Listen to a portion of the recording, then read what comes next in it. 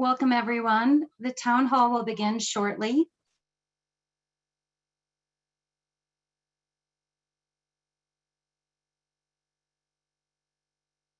Commissioner Lochaman, can you please welcome our Spanish-speaking participants and let them know how to access the Spanish audio channel for the meeting? Sure, thank you, Jen.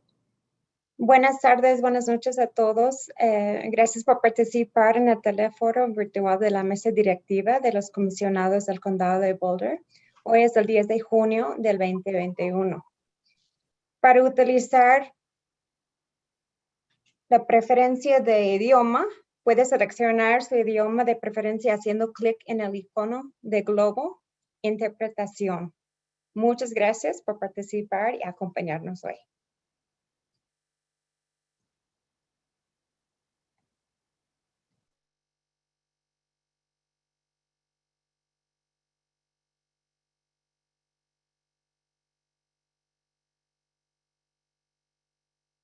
Thank you. If Commissioner Jones can pronounce our land acknowledgement for the meeting, that would be appreciated. Thanks, Jennifer. I acknowledge that I live on land within the territories of the Hinanoe, Cheyenne, and Ute peoples. I acknowledge the institution I represent was founded upon the exclusion and attempted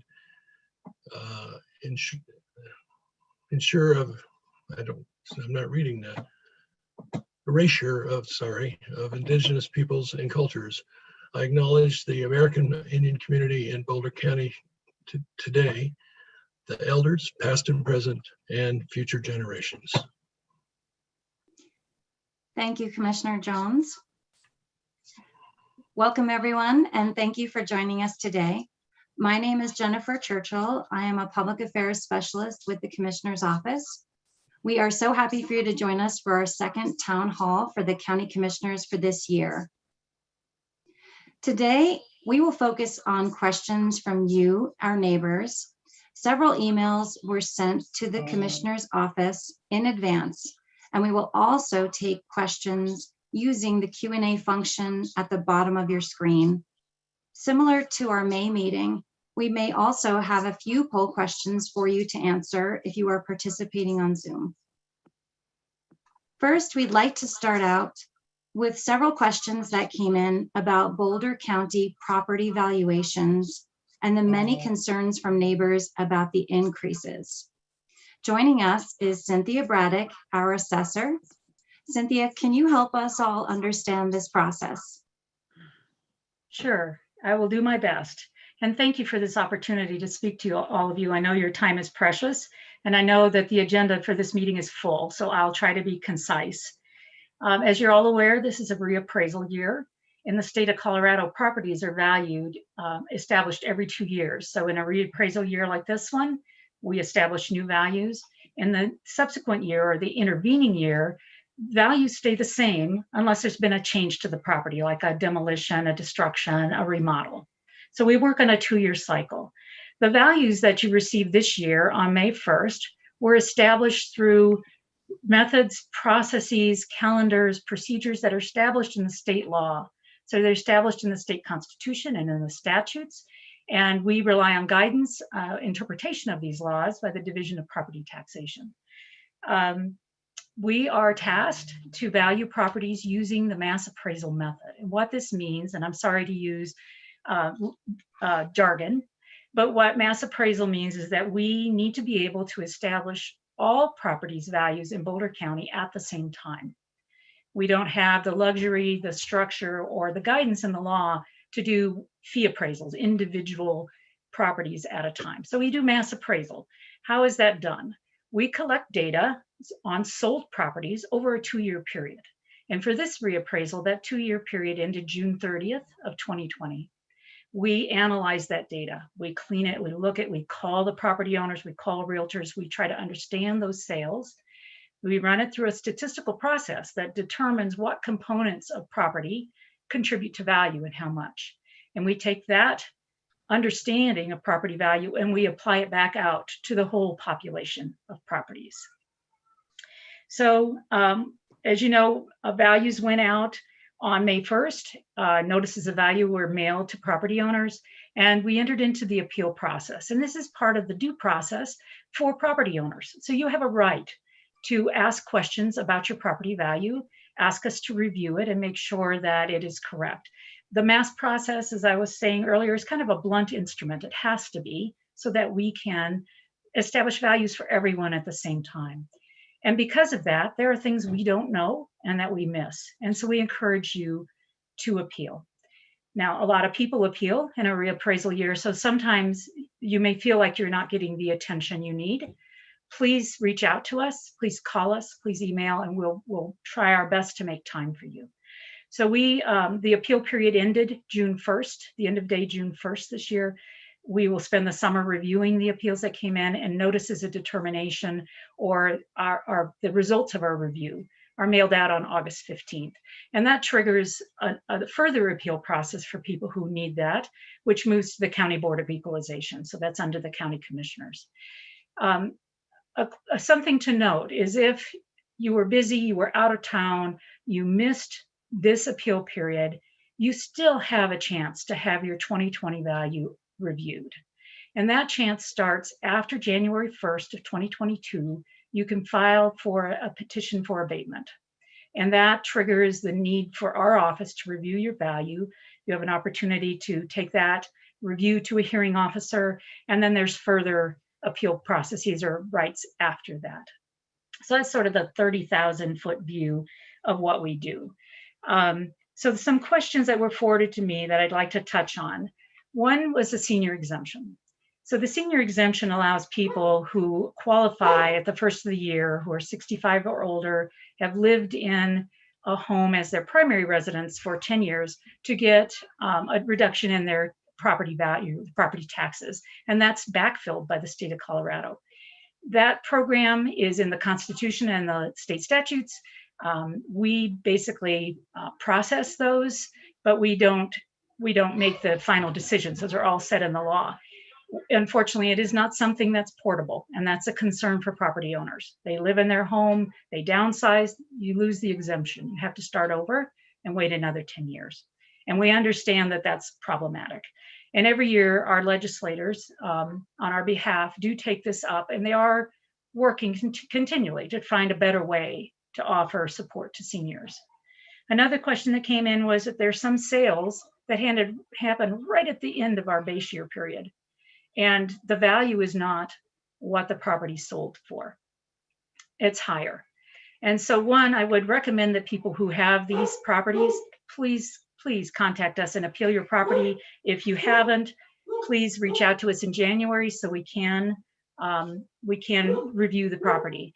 But the reason that happens, again, is that we have to apply our analysis to all properties, which includes the solds. And so it can change the value from what it just sold for. So we would want to review those. Another question that came up was, there's been a fire. How does that impact value? There's been a natural disaster. And that depends on the market. So the mass appraisal process, when we're dealing with the market method or the sales comparison method, which is where we collect sales and we analyze them, it reflects the market. So if we find that there's been a natural disaster, but the properties in that area did not lose value, they're still selling for a higher value, then that's something under the law that we have to reflect. If your property was damaged by a natural disaster, we absolutely will look at your property and acknowledge the damage and reduce the value. So I think that's the ones that I had made note of. Oh, there was a question about affordability. And yes, values, we're living in a time when property values are escalating. Anecdotally, my brother-in-law lives in a part of Boulder County. Neighbor's home went up for sale for $825,000. It sold in 2 days for $1 million. So that's what's going on in our market. We have very, very limited inventory. A lot of people who want to live in an amazing place like Boulder County. And that does have an impact on our property values. So the affordability piece, if a property is in an affordable program, we absolutely recognize the values established by that program. If they are not, then we must analyze them using the market method and we'll work with property owners if they have concerns. One of the things that we ask people to do, if you've been in your home for a long time and you feel like there's condition issues, you know, I'm still got the avocado green carpet and the Harvest Gold kitchen, please let us know that, because we don't know that about your homes. We cannot enter your home without your permission, and we need to know so that we can establish your value correctly. So please absolutely reach out to us. If you feel you're not getting the service you need from my office, please reach out to me directly or to my senior staff, and we'll make sure that we help you in any way that we can. So I need to apologize. Tonight is a celebration of life for my mom, who passed away last year. And like many of you, we weren't able to celebrate because of the pandemic. So I'm going to stay on for a little while and then kind of fade away. I do have my chief deputy with me or on this call. Jay Pruitt is my chief deputy. He has years of experience in appraisal. And if questions come up and I'm not on, he would be more than happy to answer them for you. So thank you again for your time. Thank you so much, Cindy. Commissioners, is there anything you would like to add? I would like to add something. And actually, before Cindy goes, I want to thank you so much for coming on, especially when you've got a house full of people and you're doing something really important. So thank you so much for coming on to do this.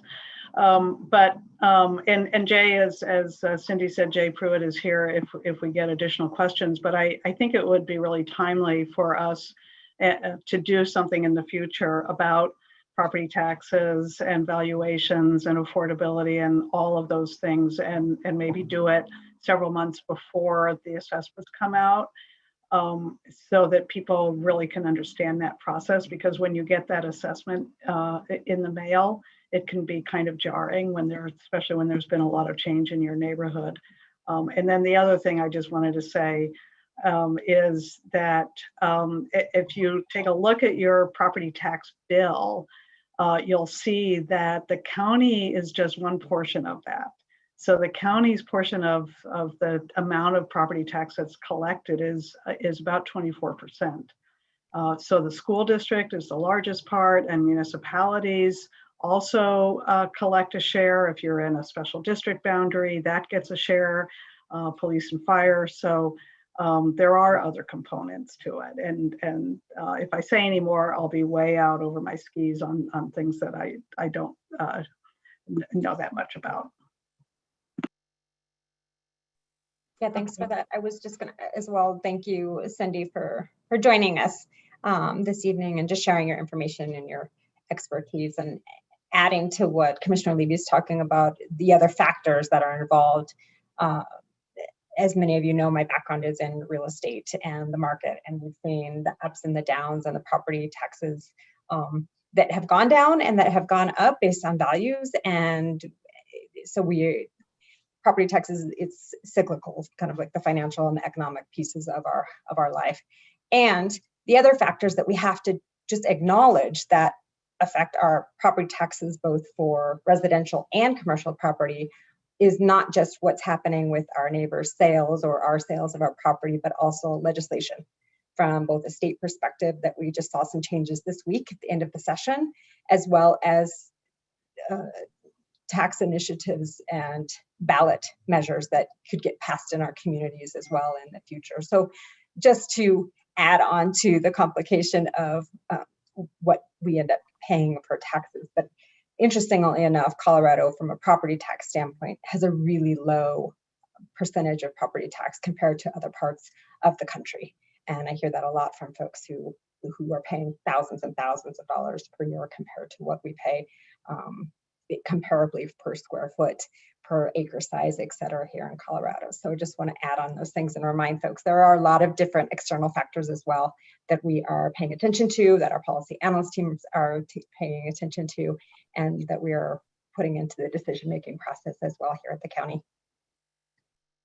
Yeah, and I'll jump in. Thank you, Cindy, for showing up. I know you've got a lot going on, and we really appreciate it. And I think the people on the call do too, because you're the source on this. And I think there's three misconceptions that I want to hit on, clear head on one. One is you know, the assessor does all this work. We look at some of the border equalization things, but that is a very limited role. But sometimes people think the commissioners do that. And the other thing, the commissioners, they think since we collect the tax, we must get all the tax. That's not the case. As Claire said, about 24% goes to the county, and other entities use property tax to pave your streets or deliver classroom help for your children. And then the third one is, well, you administer this, you ought to be able to change it. And it's prescribed by the state. We do what the state tells us. County commissioners are in that role quite a bit, actually. We can't do anything beyond what the state tells us. So those are kind of three misconceptions I just want to hit on. Thanks again, Cindy. Thank you, commissioners. So Barb is may I speak again? This is Cindy, just very briefly. Barb put in the chat that I follow up on the valuation. Why does the assessor's office no longer show the three comparables on the notice evaluation? And this question comes up a lot. The three sales that were put on notices in the past were not comparables. So the assessor, previous assessors put them on there as sample sales, just as an idea of the kinds of sales that might have impacted your value. What we found in our office is they actually caused more distress than they helped. In some properties that are more similar to their neighbors, it was spot on. But if you had an unusual home, and there are more and more unique homes in our county, these sales just caused confusion. So we removed them. We do are working, what we have out there is we hope is helpful on our web. We know that it's a little bit self-service and not as engaged with my staff to help you, but we're always thinking of ways that we can do better to help people find comparables. So we have lists of comparables. We have a mapping tool that shows you the comparables and you can find things in your neighborhood. But we decided a few years ago that it was just was not a good thing for us to continue to confuse the public by putting these on the notice. So that's why they were removed. Thank you, Cindy. That's very helpful. Okay, moving on to another question sent in previously. Jenny and many other constituents wrote in, a frequent topic of conversation in my community is the proposed expansion of Gross Reservoir. Can you speak to what the county is doing about it? What can we expect from the county in its steps to review Denver Water's plan and in its application for the 1041 permit? Is the county in discussion with Denver Water for devising an intergovernmental agreement? So I will answer that one. And unfortunately, I'm not going to be able to say a lot about it because as the question noted, the project is in this review process under this House bill that's called 1041. And it's a quasi-judicial process. And what that means is that the county commissioners have to make our decision based on the material that we receive from the applicant, in this case, Denver Water, all of our staff analysis, the input we get from the public in the hearing, so that it's all on the record, so that it's very clear to all the parties what the basis of our decision is. And so I've gotten a lot of questions individually about it. I think all of us have. I know that the public's very interested in this, but it's not something that we can actually take a public position on until we've heard all the evidence. I do just want to indicate just in terms of time frame. So Denver Water submitted the application. They submitted all these materials. Our community planning and permitting department reviews all of that. They have questions about it. They go back and forth on what, and once they determine that the application is complete and Denver Water is not going to submit anything else, then there are certain statutory timeframes about when the hearing will be. And our best guess right now is that it's going to be sometime in the fall. And unfortunately, we can't be any more precise about that because we are in this iterative process. But that's basically the process. We will look at it very thoroughly. I know staff is doing an incredibly thorough job. There is a webpage under Community Planning and Permitting where you can keep track of everything that's submitted. You can submit comments. We will take comments right up to the hearing and then during the hearing when that is. So please rest assured that it will receive really, really, really thorough review. But we just can't share what our feelings are about it. Thank you, Commissioner Levy. Okay, we have our first question that came in live. Question regarding cannabis delivery. The person writes, I am hoping you will consider permitting delivery. As you know, this is the primary means by which all retail businesses are, or soon will be, doing business. Amazon recently went all in on supporting cannabis legalization and is clearly positioning for cannabis delivery. So, what do our commissioners think of that? Well, that's a good question, and we have yet to address that issue. This is Matt. You know, this just passed in the legislature last year, so it's fairly new, and we're going to look at all aspects of this before we make a decision, just like we do anything we address in a hearing. Okay. I'll just add on to that. This is Sure.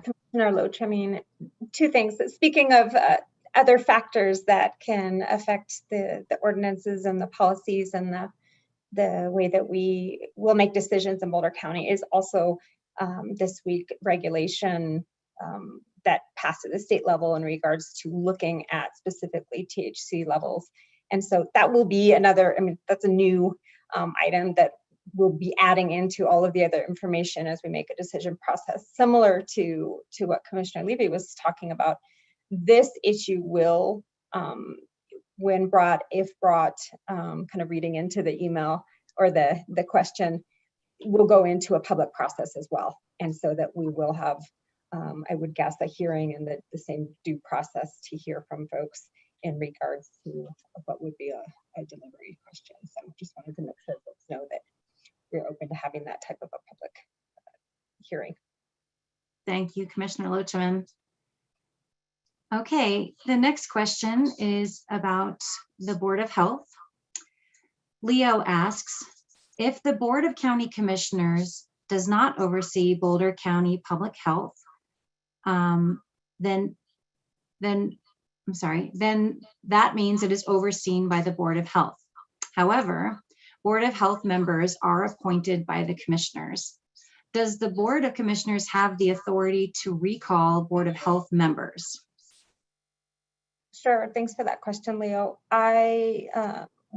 Yes, the quick response is that the Board of Commissioners can recall members of any of the boards, including the Board of Health. Okay. A second question in a similar vein from Leo is whether or not the commissioners oversee other county appointed boards, such as Homeless Solutions for Boulder County. Yes, thank you for that question that's connected. So we do, and I wanted to respond to this one because I think it's a fascinating question and it's a huge opportunity for community members to be involved in the work that gets done here at the county. We oversee 33 different boards and commissions, and those groups and y'all as community members who participate in those boards are advising the county commissioners. And some of those appointees come from recommendations from either staff liaisons that work with each of those boards and commissions, and or the resident liaisons that work with those, or we do some interviewing in those processes as well. So there's a lot of opportunity to participate, but that's what's happening as far as the boards and commissions. Okay, thank you. Okay, moving on.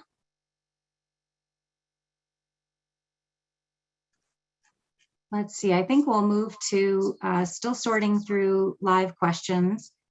I will move to a question. There's several that came in on Little Gaynor Lake. Jen, Joanne, and several other constituents wrote in, what is the county doing to manage Little Gaynor Lake? It seems like it's losing water, wildlife, and emitting a foul odor more frequently than normal. It's my understanding that Bocc is responsible for maintaining the lake. What's the overall plan? So I'll take that one. Yeah, so those of you who may not know, this lake is basically south of Longmont, south a little bit west. And it's a prairie pothole. And what I mean by that, it's a lake and a wetland complex together. And they're unusual in this part of the country. There are only two in Boulder County. This is one of them. And the county years ago made the decision to purchase the prairie pothole to preserve it, to keep its natural values.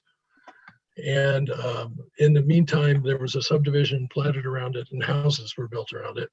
And what happens is the lake gets low and it gives off odor, sulfur kind of odor. And it is not pleasant to smell. And so the neighbors are asking about this. But you know, the county bought this to preserve its natural value, and it's a rare thing. And it's not fed by runoff. It's only fed by runoff or direct participation. And they fluctuate. They naturally fluctuate. That's how they're supposed to function. That's how prairie potholes are supposed to function. And they're important for migratory birds and waterfowl. They do land on the lake, and the county has bird surveys confirming as much. The level in the lake is indeed decreasing, but due to the drought and the installation of a cement pivot adjacent to the lake has contributed to the artificial lake. So what happened was there was a neighboring agricultural field that the county manages, and it's an irrigated field, and they were irrigating it through its rows, and they put in a center pivot to save water. Water is a precious resource in Colorado, and it was artificially recharging this prairie pothole before. Now it is no longer doing that. So these unnatural things like putting more water in or having exits for the water are not aligned with what the county bought the lake for. And due to the development around the lake, it's going to have impacts, unfortunately, and additional infrastructure are going to improve the natural values, which the lake is managed for. And, you know, some people commented that their wildlife values are down. The staff has not noticed that at this time, although they are doing the bird surveys and other studies to see what solutions there might be here. But we don't think there's a serious decline in the numbers on the lake. Staff doesn't plan any modifications to the lake, as the commissioners previously voted to leave it as natural as possible, just like why the county bought the lake in the first place. They are, however, rewriting a management plan, and as we speak, and we'll be sending that to the HOA as soon as it is complete. So that's the story of Little Gaynor Lake, which causes odors, but is also managed for natural values as intended when it was purchased. Okay, thank you, Commissioner Jones. We're going to move to a poll question. Tonight, we'll be doing the poll questions first in English and then in Spanish. If you are joining us on Zoom, please select an answer when the poll appears. Okay, so our first question is, when it's safe to attend future town hall meetings in person, would you like to do so or stick with virtual meetings through this year? Please just vote on the first one. My questions seem a little messed up.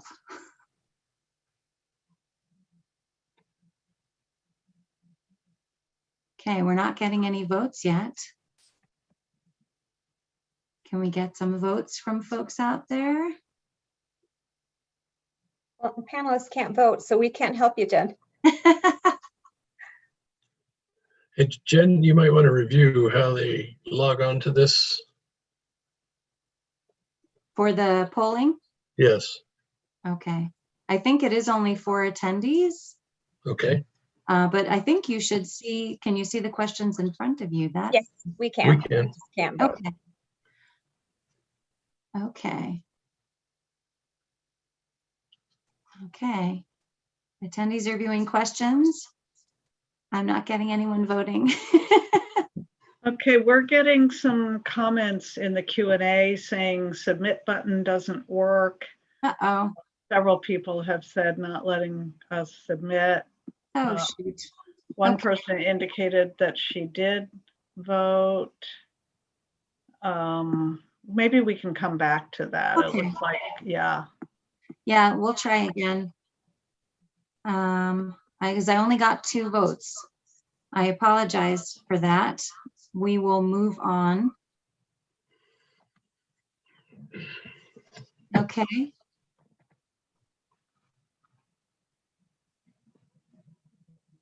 Thank you. Thanks for your patience. Little technical difficulty there. Okay, we will move on to another live question. And we have a question about, from Donna, speculation in our housing market will drive housing prices up, if not already a factor. Could we enact some restrictions on speculative buying of residential real estate in Boulder County, i.e. no foreign, no non-resident buyers and no institutional buyers, and or no more than 2 homes to be owned by a single individual, and one must be a primary residence? Who would like to take that? Sure, yeah, I can jump into the question about the housing market. A couple things. One, we don't get involved in private property sales, and just a friendly reminder that we would just be addressing Boulder County and unincorporated Boulder County versus the cities. What I have seen from a housing industry standpoint work without excluding any buyers and is doing what is called a first look or a priority purchase program. That means we don't exclude investors, we don't exclude second homeowners, etc. But what we do is we give the priority to people who are living and working in our community. So as an example, Fannie Mae, Freddie Mac, and HUD did what's called a first look initiative after the mortgage crisis as a way to ensure that the properties that were foreclosed on and then put back on the market at really accessible prices were given priority to people who wanted to live in the home.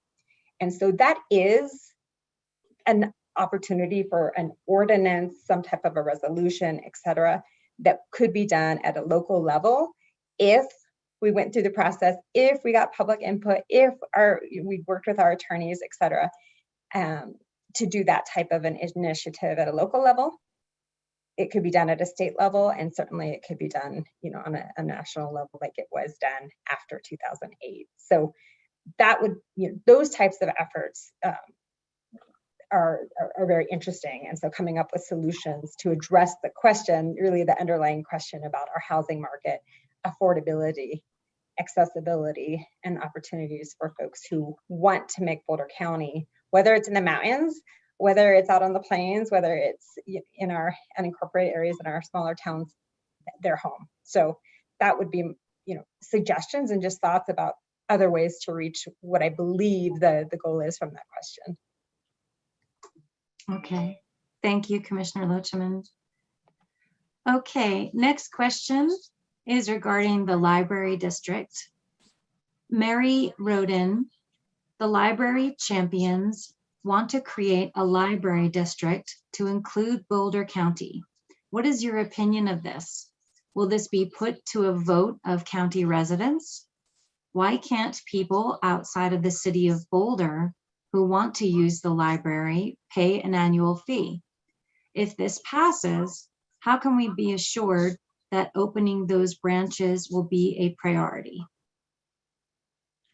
Well, I'll take a crack at this question. It's a complicated one, and the person who asked that question seems to be really well informed about kind of the nature of the conversation that's been going on.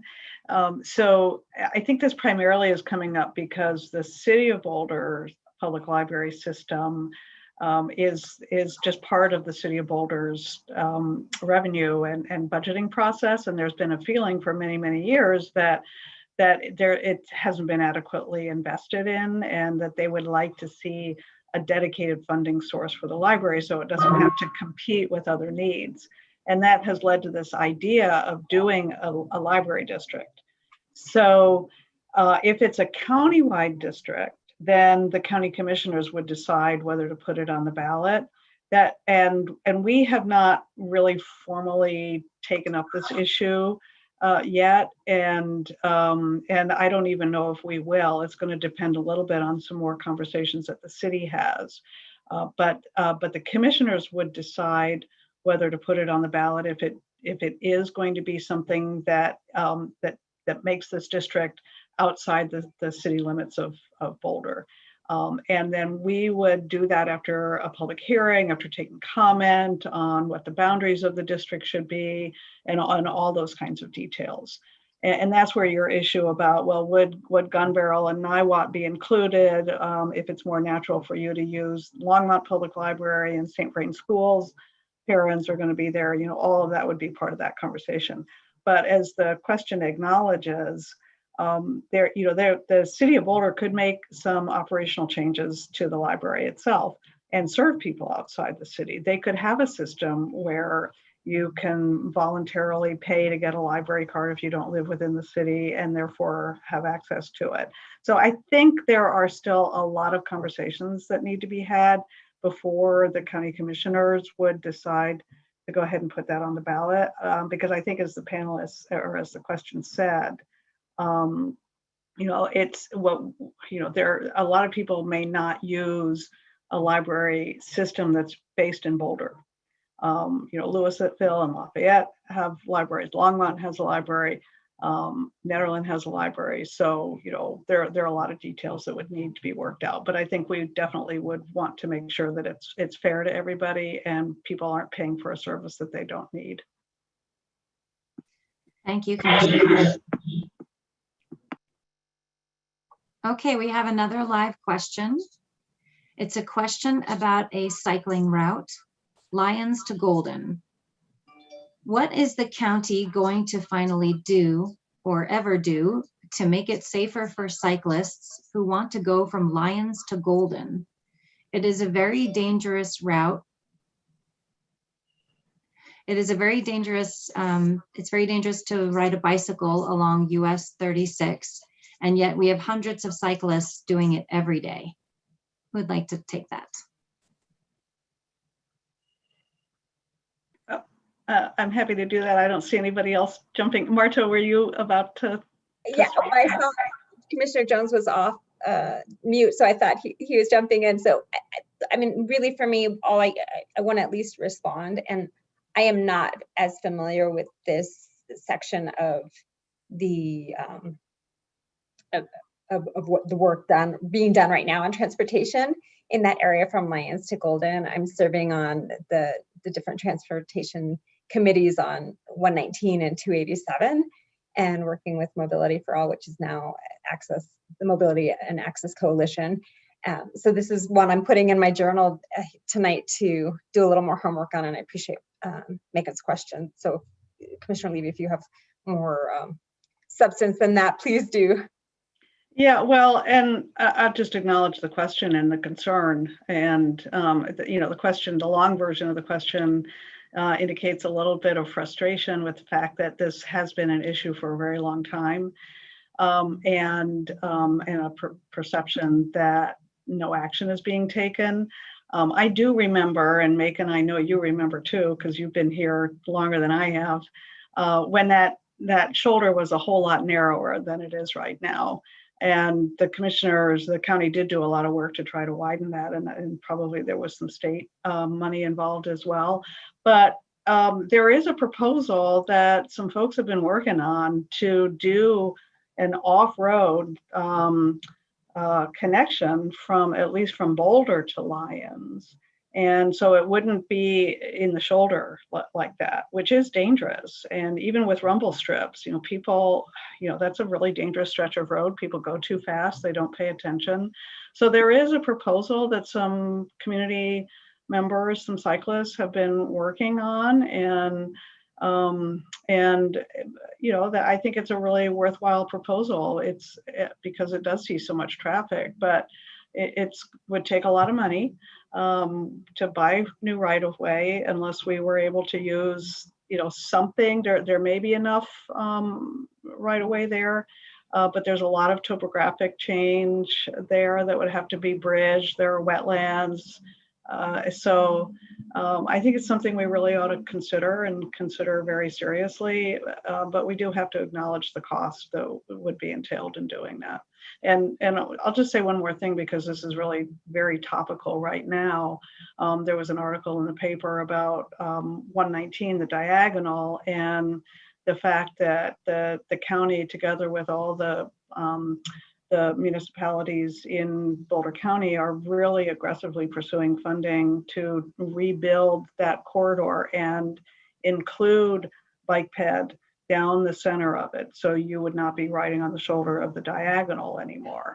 And that's pretty far along in the planning process. We've gotten some money from CDOT, some federal money to work on those improvements. But I think Highway 36 definitely needs to be part of that conversation.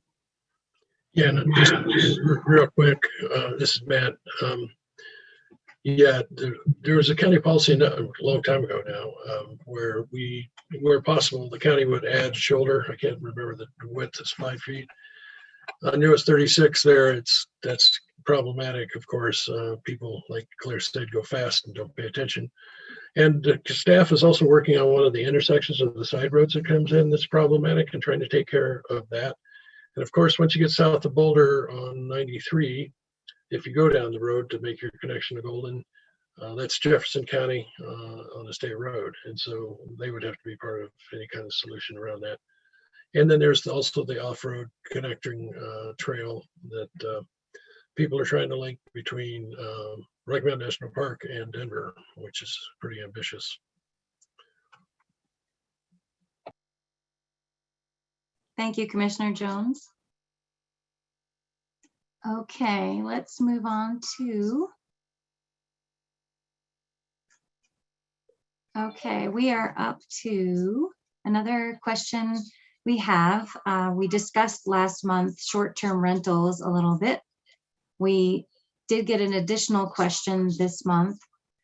Sam asks, could you please address in more nuance why you believe these rules make things easier for anyone, since that notion stands at odds to anyone's actual experience with the new short-term rental rules? So the quick answer to that is that it used to be that you had to go through a formal land use process and come to the county commissioners for a hearing. And while the current, and now it's an administrative application that you don't have to have the county commissioners involved, and it's streamlined that way. You may not think it's streamlined enough, but it was. And again, on the short-term rentals for people who, just to make sure everybody knows, this is like Airbnb, VRBO kind of things. And these were put in place. Oh, sorry.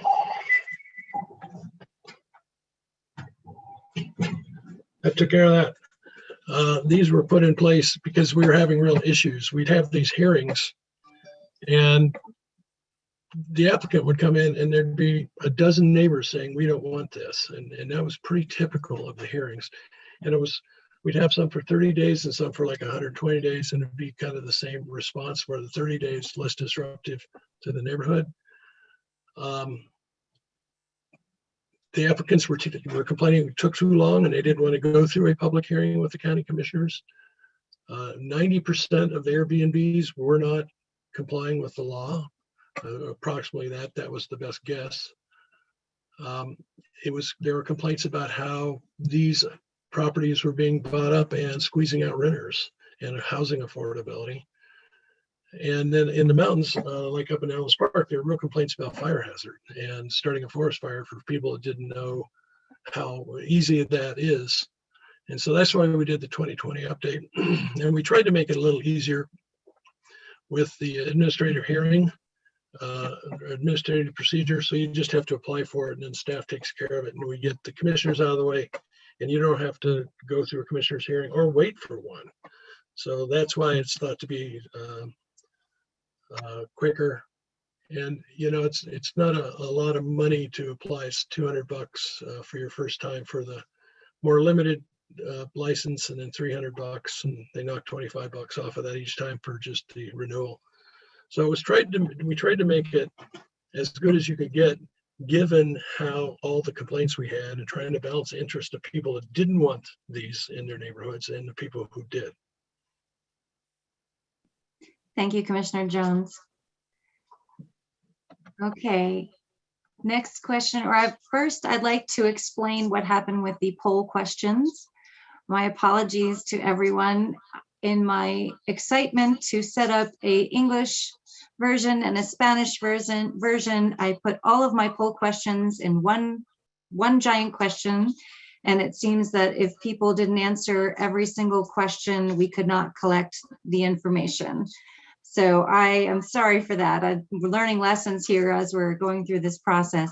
I am going to verbally ask the last poll question at the end of the meeting. And so our interpreters, I'll cue them right now that we will be asking the third question about topics for future meetings later on in the presentation. So my apologies for that. We'll get that sorted out next month, I promise. The next question we have is from Leo. He is asking, can you defund the Boulder County Sheriff's Office? So I know that's a kind of a national topic right now, is how many resources, how much of our resources we should put into law enforcement, how much we should put into community services, and you know, what's the best bang for the buck in terms of community safety and in terms of serving the real needs of the people. You know, the short answer to the question, can we defund the sheriff? No, we cannot. We are constitutionally obligated to have a jail. We're constitutionally obligated to pay for that jail. Sheriffs are constitutional officers. We have to have a sheriff's department. And you know what? We actually want to have a sheriff's department. They patrol our roads. They respond to all those calls that you see in the news all the time about people that are stranded in the mountains, that need emergency assistance and rescue. They respond to those calls. They are the folks that show up when we have a wildfire and assist with evacuation. They manage the road closures so that we can have the Boulder Triathlon. They respond to calls about intimate partner abuse, to all kinds of things, and we need them, and they do a very tough job, and they do it as well as they can. Should we put more money into the kinds of services that would keep people from being involved in the community, in the criminal justice system? Absolutely, yes. We should be investing as much as we can in behavioral health services, in addiction treatment. We should be investing in all kinds of other community services that can de-escalate conflict. You know, there are so many things that we can be doing to divert people out of the criminal justice system. So, you know, I don't think any of us is happy with the status quo in terms of, you know, feeling like the only solution we have to conflict or to societal problems that need to be taken care of is to use law enforcement officers and jail cells. That's not anyone's desire, and nor is that what we actually do. And so, Leo, I would actually invite you to go onto the website for our Department of Community Services, and there you'll see the Division of Community Justice Community Justice Services is what it's called. And you'll see a lot of programs that we run. And then there are also probation programs that the 20th Judicial District runs. So maybe that's way too long an answer. Yes, we have to fund the sheriff. Yes, we have to have a jail. But yes, we should be doing a lot of other things as well. Anyone else? Okay. Thank you, Commissioner Levy. I want to remind everyone, we still have staff member from the assessor's office on the call as well. So if you have any additional questions regarding property, we can try to get those answered as well. For now, I will move to another question that came in prior to tonight's meeting, and it is on net zero home building. Edward wrote in, it came to my attention recently from a county mailing that a house in my area is being deconstructed to make way for a new house, which is 6,742 square feet. My question is, when someone proposes the building of what I would call a monster house in Boulder County, does the county enforce any rules to require these large homes to be net zero? I can take that question around housing. And first, there's a couple different pieces in this question for me. Yeah. And so I'm hoping that I get to where Edward's hoping to hear regarding response. So first, because I'm going under the assumption of the definition of net zero, that we're trying to get to the same place, but her score of 0 is kind of that definition that we're working on here, or working with. So to just answer your question, and then I have a couple comments, but the first piece is yes, or building codes and build smart really does protect the way that properties are built and ensures really high efficiency and really just smart building materials. When we go through land use hearings and we're looking at site plan reviews and different special permits, et cetera, there's a whole lot of pieces in there, including visual impact and the way that the house is constructed. So there's a couple ways. There's actually 3 ways that most commonly used is the first and the second. So the first one is the ResNet HERS rating maximum of 50, and that's before PB, and a maximum HERS rating of 0 overall. So that's one option. The second one is certification by the Department of Energy's Zero Energy Ready Home Program. So that's its own regulation for folks who might be taking notes or considering options here in Boulder County. Those are the most common used ones that our land use community planning and permitting department sees. But the third option is certification by third-party energy efficiency or a sustainability program. So like a LEEDS or the Living Building Challenge, one of those types of programs to reach compliance.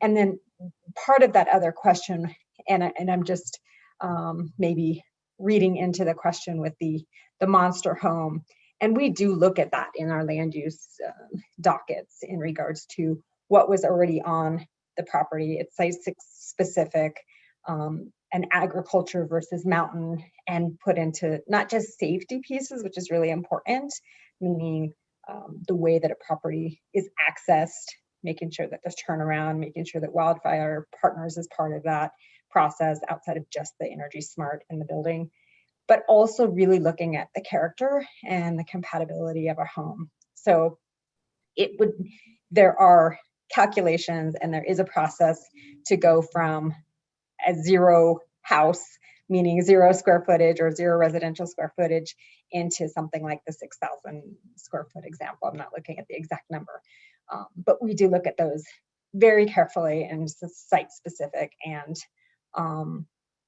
have discussed the possibility of making some changes to that piece of the land use policy in the future. So appreciate that question, Edward. Thank you, Commissioner Loachman. Okay, we have a question that came in live. Is the county willing to appropriate funds for electrical vehicle rebates, possibly progressively targeted toward lower income residents? I have used Energy Smart and appreciate that program and want it to be expanded into transportation.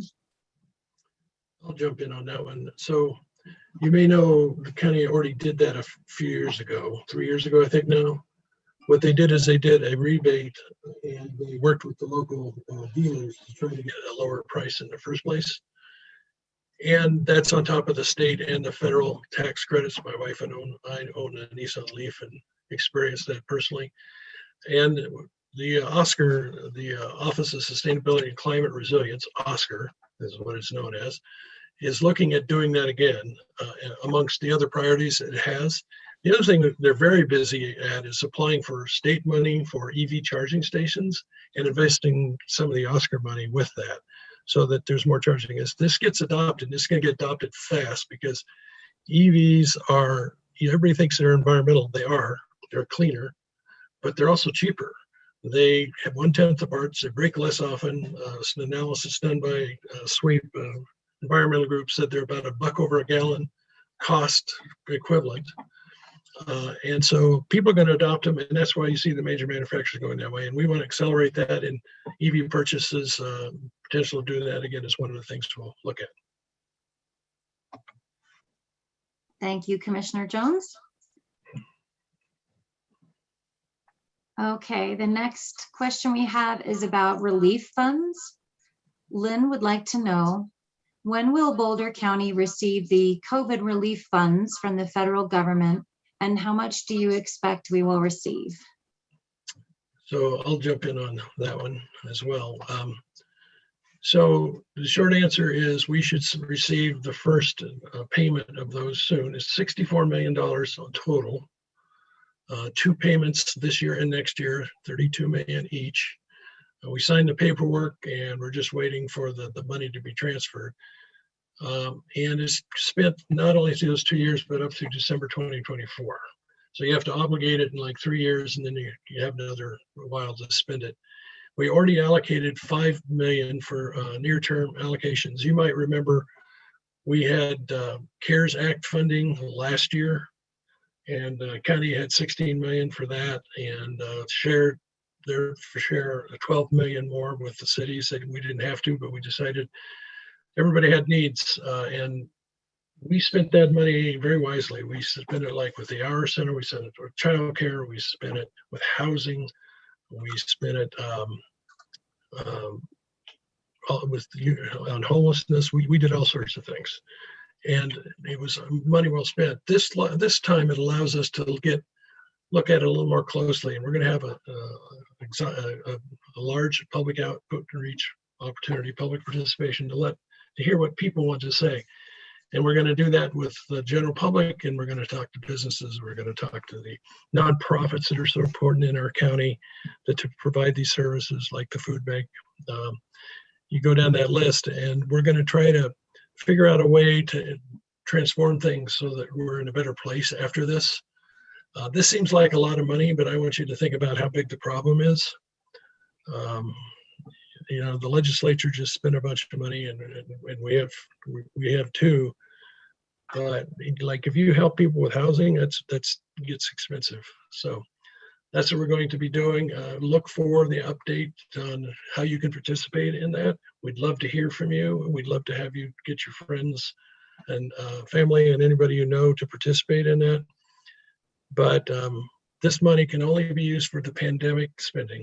It has to be related to the pandemic, except for 3 categories: broadband, drinking water, and wastewater.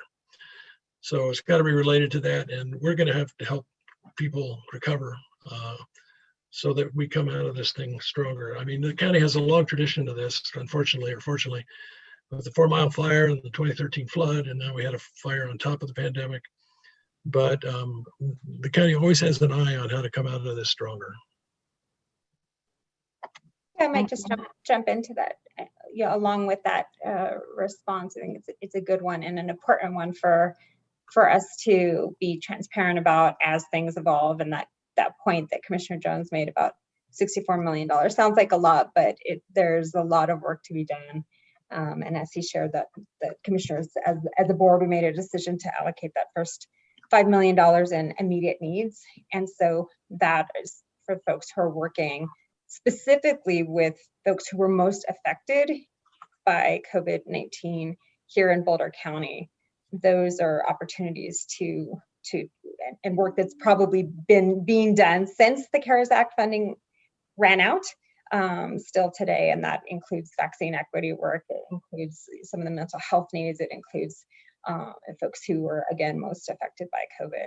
And the other piece that we really have brought up and has been brought up, here at the county and in the community is the real huge opportunity to address the racial inequities that exist in our own county, in our own neighborhoods, our own communities. And so what are the opportunity to support our students who really lost a school year, who were very affected, our teachers who were working through this entire pandemic, trying to shift the way that they work, our frontline workers, our health workers who put their lives at risk.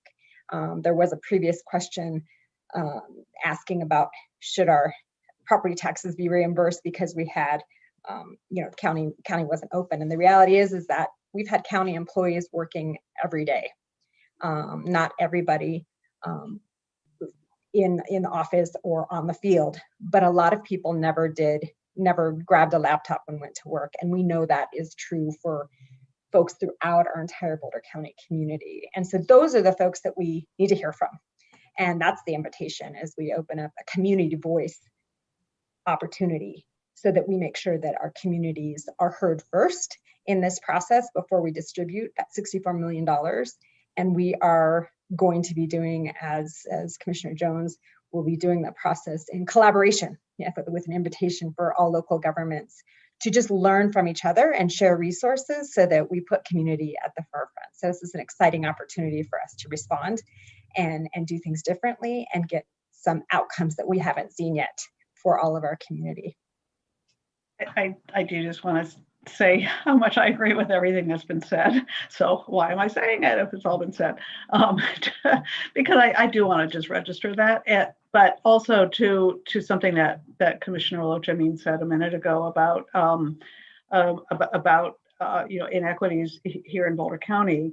That we've received data every week on rates of vaccination, rates of hospitalization, sickness, and it's broken down by subpopulations. And so it is the case that white English-speaking people in Boulder County are getting vaccinated at higher rates. It's the case that white English-speaking people got less sick, had lower infection rates. And that reflects health disparities. And it goes right back to social determinants of health. So access to affordable housing, access to good healthcare, access to open spaces to recreate, access to good education and a decent wage. So we cannot address all of these things with $64 million, but it looks like the guidance is broad enough so that we can try to address some of these disparities that led to such unequal results in the first place. And I think it's incumbent on us to do that. But I hope that everybody that is still participating in this town hall continues to follow this process, because we will be putting together an outreach process to hear from community members about how they've been impacted, with ideas for what to do about it. And we do want this to be a bottom-up process. Thank you, commissioners. That was very helpful. It seems like we continue to get interest and questions about the proposed and later discontinued proposal to construct a composting facility at the former Rainbow Nursery on 287 near Erie. Commissioners, do you have any general comments about why the county decided not to go forward with building a compost facility at that site? I'm happy to jump in here first, and partly because joining the commission in January of this year, as some folks are aware, it was already in a quasi-judicial status, and so we were unable to have a conversation even as a board, outside of the fact that we have been virtual this whole time. So we weren't even able to have a conversation about it, and just discuss all the factors of it. And as folks may remember from that public meeting, that the applicant basically asked to withdraw it. And so it wasn't necessarily us making that decision. We were able to give our feedback about it. And so what I can, but just to kind of give a timeline from my perspective, because I wasn't on the board previously, and hadn't given direction or anything prior to that. But what I would say is that the work towards zero waste, voters in Boulder County have made that a priority. And so our Public Works Office and our Oscar office, the Office of Sustainability and Climate Action Resiliency, those offices are still working on that. And we just recently approved funding to bring on somebody to the county to look at how do we respond to this question. The bigger question really is, how do we meet our zero waste goals? And how do we, some of that's for us as community members to really analyze, how do we, it comes from food waste. And as we all know, that the United States is really the big participant in food waste when you look at the world. And so what does that mean for us in Colorado? What does that mean for us in Boulder County? And so that's the bigger question that we're now hoping to get someone on board to really help us look at the county and hear from folks about what that process could look like. Yeah, and I think, so I'm sort of in the same boat that Commissioner Lochimin is in that that was already into this process when I got sworn in, and was not able to participate in the decision to go forward with it or comment on it, and it was an uncomfortable situation to be in. But and I think I know I had questions as I was looking at the volume of waste that was going to be diverted, what was going to actually be able to be processed there at Rainbow Nursery, how effective was that going to be relative to the cost, all kinds of things. And we couldn't even have frank discussions with our staff about those questions as long as this application was pending. But so that's a reason to withdraw it, is so that we can really step back and look at this. How are we going to move towards zero waste? How are we going to keep more organic waste and food waste out of the landfill, which rots and creates methane? How are we going to do that? I think there was a question I saw come in about taking biosolids off the table. My understanding is that there actually was never any intention of applying biosolids there. That this is when you put engineers in charge of things, and no offense to engineers, I'm sort of married to one, but not really an engineer, kind of an engineer, but it's like, well, we're applying for this thing and here's this process, and we may as well go ahead and check this box so we don't have to go through it again. Well, we're not going to do biosolids. So I think, this gives us a chance to do this better, get much broader community input, and make sure that we have a solution that really is going to help us make some progress on this. To the other issue about why won't the county just reinstate the conservation easement on this property, kind of an interesting legal issue, property law. We can't grant an easement to ourselves. We own that property, and in property law, you can't give yourself an easement. So that's why we can't. We own it. It can only be used for open space purposes, and for us to have used it for compost, that's why it had to go through this special use process to take it out of the existing zoning and put it in different zoning, and then it would have been taken out of the open space program, and the open space program would have been reimbursed for that. But we're not going to do that anymore. Yeah, and for me, this site was selected before I was sworn in, what, 2+ years ago now. But I have problems with it being on open space property. People expect you to keep things in open space. But to both Marty and Claire's points, we are committed to working on zero waste, hiring a person, trying to get active, looking at solutions, trying to advance that. We all make this waste. We're trying to find a way to be productive around that and not have things go to the landfill. Thank you, commissioners. I have a question for Jay. I'm ready. Jay is with the assessor's office, and we have a question from someone asking, when assessing property values, does the assessor consider the negative impact on property value of county land use regulations, such as house size restrictions in town sites versus areas outside of town sites? Yes, we do. Any restrictions to the deed or restrictions on what you can do, what we do is we're going to look at like properties, what they sold for, and take that data, the facts, and apply it. Every 2 years when we do a reappraisal, we retest every negative and positive attribute added to an account to see how the market's reacting to it. When you have a surplus of properties for sale, people are much more selective on if they buy a house near the railroad tracks or any kind of restriction. And we're going to monitor that. In a market when there's scarcity, people tend to buy it regardless. But yes, every 2 years we test every attribute that we attach to the accounts. I hope that answers the question.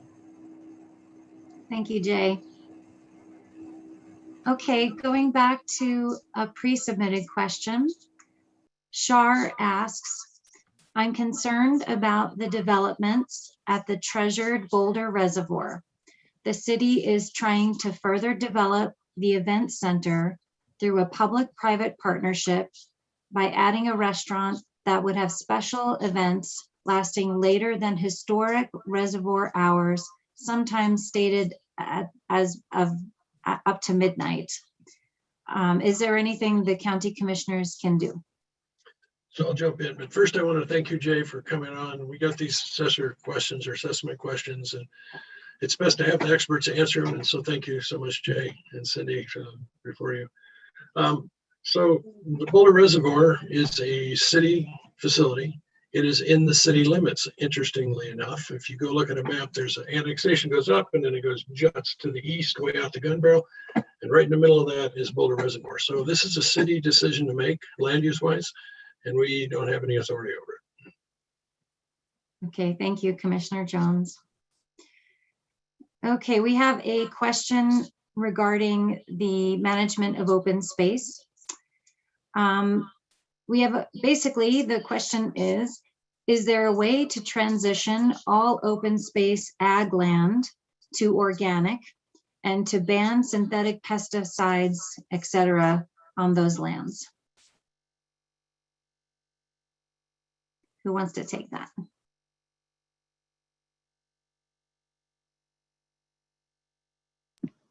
Don't all speak at once. I quite need to read it again, sorry. Yeah, no, that's okay. Yeah, and I think this question came from Rich Andrews, who is really passionate about this issue, and it's a really important issue. And I'm pretty certain Rich is aware that we did just hire a new director of our Division of Agriculture, Mike Foster, and he's getting his feet on the ground and getting himself familiar with all the different lands that we have and the ways in which they're managed, and which ag lands are under are still owned in fee by the property owner and under conservation easement, which ones are we leasing out directly to tenant farmers. And yes, with our tenant farmers, we can have that control. However, I think this is an area where we really want to listen to the expertise within our Division of Agriculture about our agricultural lands, about what is the best way to manage these lands. And unfortunately, we've had some experiences where people have come on to do organic farming and then have really let them go to weeds. And we've had to spend a lot of money to remediate that land. And that's not good for the land, it's not good for the soil. And what we're really trying to look at is regenerative agriculture and healthy soils, and how can we manage ag lands so that it sequesters as much carbon as possible and produces food locally and provides a living to farmers. It's hard work. They're very, it's labor intensive, it's equipment intensive, low profit margins there. So there are a lot of things to manage. And what we don't want is to let these incredibly valuable ag lands just become overrun by weeds. Thank you. I might just add in one piece there, that the other part of the equation, when we talk about all these, the multiple factors, right? And the other piece really is the economic impact, and how do we assure, encourage, really create, as community members, an organic market? How do we make sure that the demand is there for our local businesses, for our local breweries, for our local bread factories, et cetera, and manufacturing that will purchase organic goods from our own local farmers? So there's that piece is another component that we are looking at. I shouldn't say we necessarily, us as the board, as much as staff and our division, agricultural division manager and their team as well. So I just want to make sure that folks know that that is also one of the pieces when we talk about our community's livelihood, the history of agriculture here in Boulder County. We had a hearing earlier this morning with a family who is trying to do just that, in the sense of keeping ag land and passing it down to family.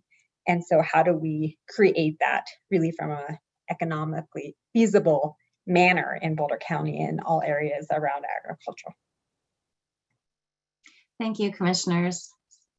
I think we'll take one last question before I ask a verbal poll question. And this comes from our live questions. What is the BOCC's position with regard to the problems posed by recreational shooting in the mountains of Boulder County? So I'll jump in. First of all, we realize there's a problem in the mountains. It's dangerous to people who live up there, who recreate up there. It's also dangerous as to starting fires, which we saw the problem of last summer or last fall. And so we recognize there's a problem. So what's the best solution?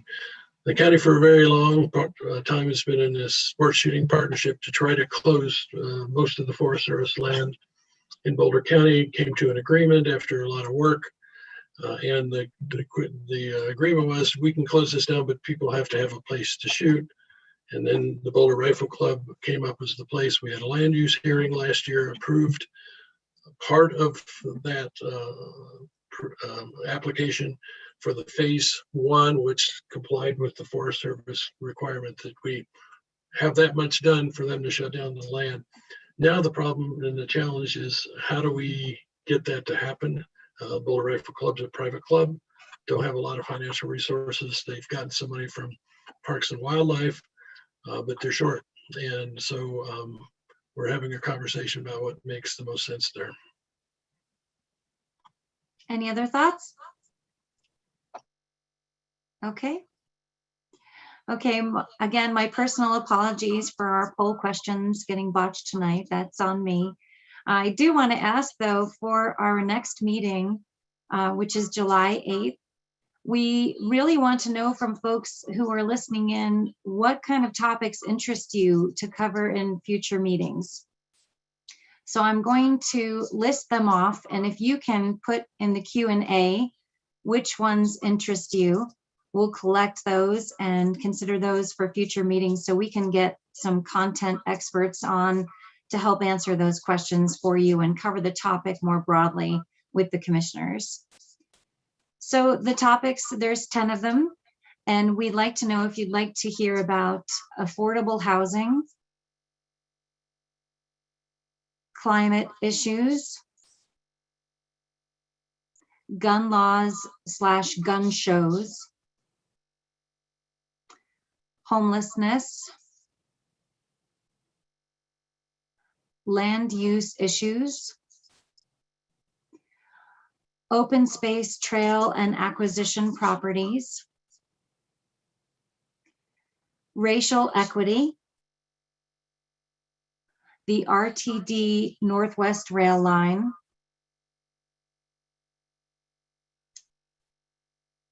we have a hand raised, unincorporated mountain community needs, and wildfires. And I am happy to make sure I share this list elsewhere and let other folks know who may want to chime in. I'll find a vehicle to let folks know these are the topics we're looking at. And we do want to acknowledge actually that we obviously could not address every question this evening. We do have a lot of really deep, engaged citizens asking questions that are sometimes 10-parters, and we are doing our best to make sure that we get back with folks. If you have very dense, deep questions that really are multi-part, we're trying to make sure we just email you back and get content experts to provide answers to you. We feel that's more effective than maybe trying to tackle some of those long form questions in this venue. But that's kind of all I would like to say. I think at this point, we'd like to just thank you all for joining us tonight. We know your time is valuable, and this is a really important opportunity for us to hear from our neighbors. So thank you all for joining us. If we were unable to get to your question, please do email commissioners@bouldercounty.org. I will be monitoring that and making sure the commissioners see your questions and that we get answers for you. So thanks everyone and have a great evening. Hey, Jen, could I jump in real quick? Yeah, absolutely. Sorry, I think the commissioners might want to say goodbye, but Yeah. Go just ahead. to not answering the questions, we did this for an hour last time and it wasn't long enough, so we went to an hour and a half. And so we're trying to manage to answer more questions that come in. I want to thank everybody for coming. It's really important when we hear from you. Representation begins with listening, and it's important to know what's on your mind. So thanks for doing that and participating and being active in Boulder County, which has made this county a much better place over time. Yeah, and I want to thank everybody for coming, being interested, sending questions, giving us the opportunity to answer them and share our answers with other people. I also want to acknowledge that Jay Pruitt was asked to come on here at the last minute, and he did that. And at some point during the evening, I suggested that we go ahead and let Jay go. And he said, no, he wants to stay. So that's dedication for you. I also want to thank Jennifer Churchill and Natalie Springett, whose face you won't see, Barb Halpin, who's they've been working behind the scenes to put this on. I'm not going to make this sound like, you know, the thank you at the Oscars here to my mom and my dog and everybody else, but just, you know, Jen is doing a really hard job here of trying to monitor the chat, monitor the Q&A, ask the questions, do it slowly for the interpreter, and do it all with a whole lot of more poise than I would be able to manage. So thank you, Jen. And thank you. And we will be here. I think the final slide is going to be the agenda. And we will start moving into things on subject matters, because I think that folks, there are some things that we really want to get into in a whole lot more depth. And I'm going to be really excited to see how folks voted on that last slide. So thank you. Right. I'll just thank you and echo Commissioner Levy's thanks to the staff and certainly to Jay and Cindy for joining us this evening. And I just want to address, there's a couple questions that kind of have that we haven't been able to get to that kind of beg the question about just how do folks stay engaged? And I think that's a really great question to end on, because part of this process and one of the things that was really important to us as incoming commissioners was extending the public engagement. And this is just one tool.